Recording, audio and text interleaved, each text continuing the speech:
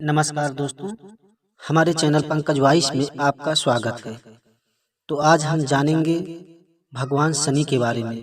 दोस्तों, भगवान शनि के भक्तों की संख्या अनगिनत है। वजह शनि से कोई बच नहीं सकता है।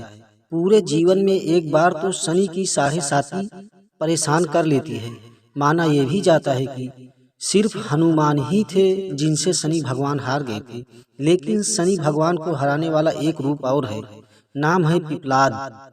पिपलाद भगवान शिव जी के रूप हैं और उनकी ही वजह से शनि देव अपाहिज भी हो गए थे। पिपलाद भगवान की पूजा करने वाले शनि के प्रकोप से बच सकते हैं।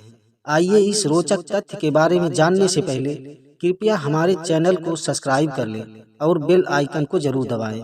तो आइए जानते हैं विस्तार पूर्वक से शनि देव और पिपलाद के।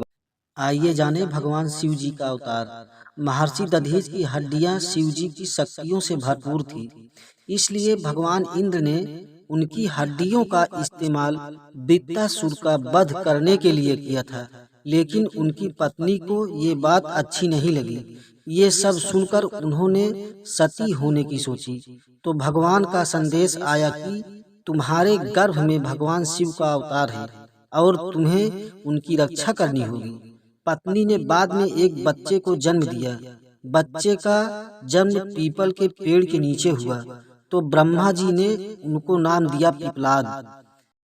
ऋषि कौशिक से जुड़ी एक और कथा। पुराणों में एक और कथा प्रचलित है।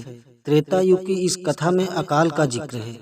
इस अकाल से बचने के लिए ऋषि कौशिक सुरक्षित जगह पर चले जाना चाहते थे, लेकिन भरण पोषण ठीक से नहीं कर पाने के कारण उन्होंने एक बेटे को रास्ते में ही छोड़ दिया। इस बच्चे ने भूख लगने पर पीपल के पेड़ के पत्ते खाए और तालाब का पानी पीकर खुद को संभाला। इसी दौरान नारद की नजर उन पर पड़ी तो उन्होंने उसे भगवान विष्णु की पूजा करने को कहा। इस बच्चे की पूजा से भगवान खूब प्रसन्न हुए। इसी बच्चे को ऋषि नारद ने पिपलाद का नाम दिया था। पिपलाद के दुखों का कारण। दोनों ही कथाओं में आगे की कहानी कुछ इस तरह है कि महर्षि पिपलाद ने जब नारद से अपने दुखों के कारण पूछा तो उन्होंने बताया कि ये सब भगवान शनि के दिए हुए कष्ट थे। सभी देवता भी उससे घबराते हैं।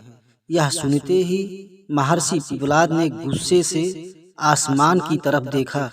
महर्षि पिपलाद का क्रोध इतना तेज था कि भगवान शनि सीधे जमीन पर आ गिरे और उनका एक पैर भी टूट गया।